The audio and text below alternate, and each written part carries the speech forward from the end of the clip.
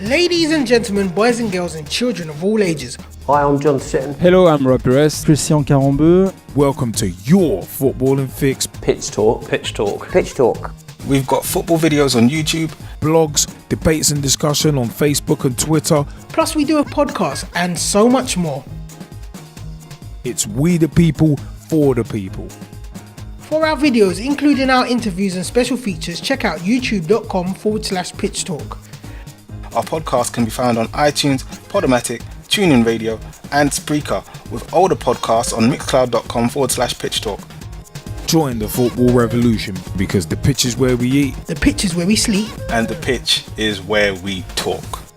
Join us on social media by searching for Pitch Talk. Hey everyone, what's up? My name is Straight Shootin LJA. Well, you already know the name, but it's one of them ones where I thought I always like to reintroduce myself. But you know what? The World Cup is over. The World Cup is over. The winners have just been crowned, literally, and it's one of them where I thought I'd give a few thoughts. But you know what? It is one of them ones where it's been a fun World Cup. It really has. It has been a lot of fun. There have been surprises along the way, underachievers, overachievers, which I'll get onto. But I've enjoyed it.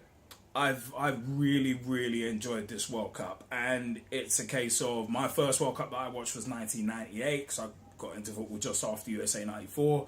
So it's one of them ones where it's like, I don't remember enjoying a World Cup this much since 98. I mean, it's just one of them where the surprises, the ups and downs, England getting to a semi-final, surprisingly, really overachieving in my view. But it's one of them where it's been a great tournament all over. And one of the things that has actually made it a good tournament, I think, is VAR. I think VAR has actually been a raging success. It's leveled the playing field in a lot of ways, but as we said on Pitch Talk podcast back in January, February of 2018, the one thing hindering VAR is basically referees and the standard of refereeing, and also the incongruities around certain rules. Now, we saw in the final, and by the way, congratulations to France. Take nothing away from them. Croatia did well, but just didn't have enough in the tank. Some say that VAR changed the course of the final. I totally disagree, because yes, the handball was harsh and it shouldn't have been given as a penalty in my opinion. And if you're going letter of the law, which is a deliberate handball, well, that handball was not deliberate from the Croatian defender, in my opinion. So it's one of them ones where it's like the referee, he didn't seem sure. And usually when you're a referee and you're not sure, you don't give it. And after a while looking at it on VAR, he still didn't look sure. So in theory, I don't know why he gave it. But it's on them. As I said, standard of refereeing, plus inconsistencies and incongruities around rules. When you've got grey areas, as we've said on Pitch Talk podcasts and videos for years, when you've got inconsistencies and incongruities and grey areas around rules, you're leaving yourself open. And at the end of the day, you're leaving yourself open to confusion. So it's one of them ones where I said before that VAR will not be as successful as it could and should be until you clear up the handball rule, the offside rule, until you clear up the whole passive, active, deliberate, not deliberate. It's one of them ones. Until you clear up these and simplify these rules, VAR is never going to be a success. But one thing that did tick me off, during half-time, and this is not the first time I've heard this during the World Cup and before anyway about VAR, Gary Lineker on the BBC come out and going, oh yeah, VAR was supposed to end controversy. It's like, no, VAR doesn't make the decision. This is what a lot of people get confused. VAR is there to help referees. And if you look at the bigger picture, as I said, the standard of refereeing and incongruities and grey areas around certain rules, those are the bigger issues that has actually facilitated the necessity for VAR to be brought in the first place. If the standard of refereeing was better and there weren't so many grey areas, you might not need VAR. all right, speed of the game comes into it, of the modern game comes into it, yes. But the other two issues I mentioned are the main issues why VAR came in. Not to clear up controversy. Not to clear up controversy, it was to help the referees. And remember, the referees are the ones with the final say. The referees are the ones with the final decision. So that's why I think it was Saudi Arabia, Uruguay. You saw a clearly not deliberate handball given. And it's like, wait, hold on. You could see that was not deliberate. So I don't know why the ref's giving it. But you got other decisions as well, like Ronaldo. He should have been sent off in Portugal's final group game. But the referee, and excuse my language, pussied out of a decision and only gave him a yellow. But it was violent conduct. It should have been a red. Gerard Piqué, also in the final group game. 2-footed lunge. Nothing. So it's referees who are causing the issue, in part, and also the rules. So if you ain't going to enforce rules properly and there's grey areas around rules, you can't expect something that's brought in to help referees to completely eradicate everything. That's why VAR, the success rate before it came in the FA Cup earlier this season, was only 98.6 and not 100%, in my opinion, because you still got referees copping out of decisions and referees not being sure. So we saw it in the World Cup final. Referee was not sure at all, clearly, but he still gave the decision. You're not supposed to give it. And then you've got edicts coming down from the powers that be about, well, okay, I think it was Pierluigi Collina before the tournament said to referees, yeah, if it's a tight offside, keep your flag down, VAR will sort it out. And again, that's always been kind of a fear of mine, that VAR would end up as a crutch for certain referees, where instead of taking charge and making correct decisions and learning to make those decisions, they're just going to use VAR as a crutch and be like, yeah, I need to see the video. Just like Craig Pawson in Liverpool v West Brom, where he was going to VAR literally for everything. It's like, dude, it's obvious.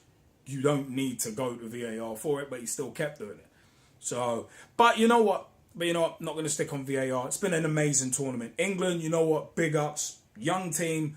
I personally didn't expect us to get past the last 16, so to get to the semi-final and eventually a dead rubber match against Belgium. The third, fourth place playoff, you may as well just get rid of it, because it's a dead rubber match. Imagine at the beginning of a match you're told, all right, so what are we playing for today? You're playing for 3rd/4th spot. Okay, whatever. Don't expect me to put in 110%. But for me, it's been an amazing tournament. There have been surprises. There have been great goals. It has actually been fantastic to be a part of the Russia 2018 World Cup. As a viewer, I mean, I've tried to catch as many games as possible, watch games back as I work late, and it's been a lot of fun. It's been a lot of fun. There have been surprises. Look at, Germany going out at the group stage.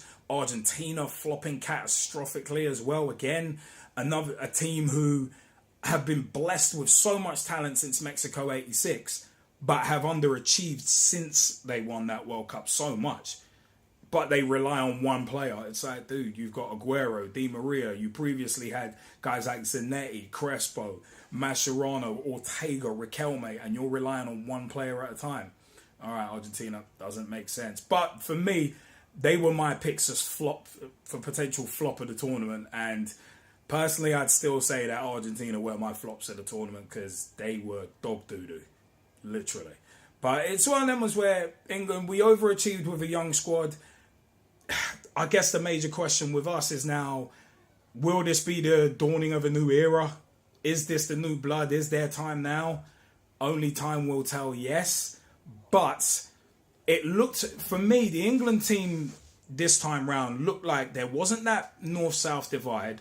There wasn't that whole big-time Charlies thing that has really plagued England teams throughout the years, where it's like, yeah, I'm a big shot, you're nothing. And divisions within the team because of that. So for me, that's how Gareth Southgate, I think he cultivated a real team ethic, getting them together as a unit. And that's why England did so well. And also the weight of expectation wasn't there this year. We weren't expected to go that far. And that said, I only expected us to go to the last 16 and get knocked out. When we went to penalties against Colombia, it was like, oh God, not this again. Not again. But It's one of them ones. The boys did brilliantly. And you got to say big ups for that. And you know what? It was one of them ones. Spain were in the tournament a little longer than they should have been, and then got put out by the host, Russia, who just wanted it more. Russia just wanted it more. You could see it in the shootout. So it's one of them ones. We've seen a lot. Brazil, who I thought were overrated from the start of the tournament, when Belgium put them out and the manner in which they did it, it was one of them where it was like, well, a little bit of karma for Neymar there. Little bit of karma for Neymar. Because that dude loves rolling around. I think he spent, something like 14 minutes, 53 seconds rolling around, and apparently 6 minutes of that was against Mexico. It's like, dude, where you playing at?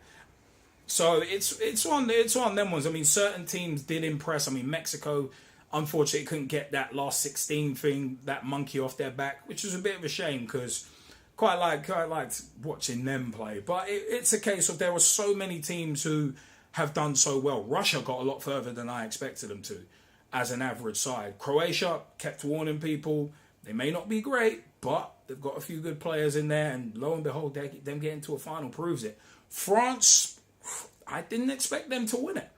Honestly saying, my pick was Germany. I'm not afraid to admit that. Didn't think France would get to that final, but you know what? Big ups to them because at the end of the day, they peaked at the right time. They were getting better as the tournament went along. Against Australia, they looked poor, but they ground out the victory. And there was a lot of criticism for Deschamps. And it's like, okay, let's just see where it goes first. So it's one of them ones, man. It's been a really, really memorable tournament. VAR success, definite success story. And UEFA, you're missing a trick once again in terms of not bringing it into the Champions League next season. The parasitic media need to stop trying to blame and bury VAR because that pisses me off no end. It's like the parasitic media, obviously they're agenda based. So they're trying to, VAR's the problem. No, it's not. No, it's not. Stop looking short-termist and look at the bigger picture. I'm begging you. From Gary Lineker to BBC Football to ITV Football, I'm begging you look at the bigger picture. England, is this a false dawn? I'll come back to that. Is this a false dawn or the dawning of a new era? All depends on whether the good old boy networks leave Gareth Southgate alone and actually put some focus into grassroots football. Actually put some focus there. And also some money there. Not 260 million broken out over 4 seasons, because that's a joke, as we've said on PT shows and podcasts on a number of occasions. But we actually take the time to invest. And don't keep calling cats golden generations before they've won anything. How are you going to be a golden generation and not win anything? That doesn't even make sense. That doesn't even make sense to me. So it's one of them ones. But I just see it as if the good old boy networks leave Southgate to do his job, then he'll do all right. I thought he was going to be just a stopgap manager and wasn't going to do that well. He proved me wrong. He proved a number of people wrong. But the fact is, we've got a long way to go still. We've got a long way to go. But these young Lions have done well. You know what? I've been Straight Shootin LJA. Really, really enjoyed the World Cup. Let me know your views in the World Cup. Comment section is below. Like, subscribe, share the love, man. Facebook.com/Pitch Talk. Become a fan, become a friend, become a member of the group. Join the footballing revolution we are working so hard to create. Pitchtalk.blogspot.com or .co.uk will get you to the blogs. Blogs by yours truly, Straight Shootin LJA, the G-Man, Jezzy Fizzle, my co-host, and others as well. Here's one of them, man. I've enjoyed the World Cup. The final was a good watch, man. 4-2. Fair in the end because, hey, as Croatia tired, France started picking them off. Hugo Lloris's mistake was hilarious, but they weathered the storm. Mbappe, becoming the youngest scorer in a World Cup final since Pele, smacked it. Mbappe, yeah, if he don't get young player of the tournament, I'd be very surprised. Paul Pogba as well, stepping up. That's... Man United fans must be fuming. Not that I've got any sympathy for Man United fans as a Liverpool supporter, but Man United fans must be fuming to see how Pogba has performed, not only in the final, but also generally alongside N'Golo Kante in the tournament, considering he basically plays, because Mourinho is such a defensive manager. I'm not going to get into my views on him because I'm not his fan either, his greatest fan either. But it's one of them ones where it's like, that's what you can get out of Pogba if you play him right. So Hey, food for thought for Jose Mourinho. But you know what? I'm looking forward to the 2018-19 season. My boys Liverpool are making moves already. I'm sure we'll be doing some more vodcasts and blogs on that as the time passes and August 11th comes closer. But you know what, it is one of them ones. I have been Straight Shootin LJA. And remember, join us on Facebook, facebook.com/Pitch Talk. Become a fan, become a friend, become a member of the group. At Pitch Talk on Twitter. Tweet with us, at Pitch Talk on Twitter. Tweet with us, follow us, see what we are up to. All I got to say is after that Russia 2018 World Cup, love, peace, and hair grease. Thanks for joining me, peeps, for another episode, the World Cup Roundup episode of the Straight Shootin View. Take it easy, peeps. Ladies and gentlemen, boys and girls, and children of all ages. Hi, I'm John Sitton. Hello, I'm Rob Perez. Christian Carambeu. Welcome to your footballing fix. Pitch Talk. Pitch Talk. Pitch Talk. We've got football videos on YouTube, blogs, debates and discussion on Facebook and Twitter. Plus, we do a podcast and so much more. It's we the people, for the people. For our videos, including our interviews and special features, check out youtube.com/Pitch Talk. Our podcast can be found on iTunes, Podomatic, TuneIn Radio, and Spreaker, with older podcasts on mixcloud.com/Pitch Talk. Join the football revolution because the pitch is where we eat. The pitch is where we sleep. And the pitch is where we talk. Join us on social media by searching for Pitch Talk.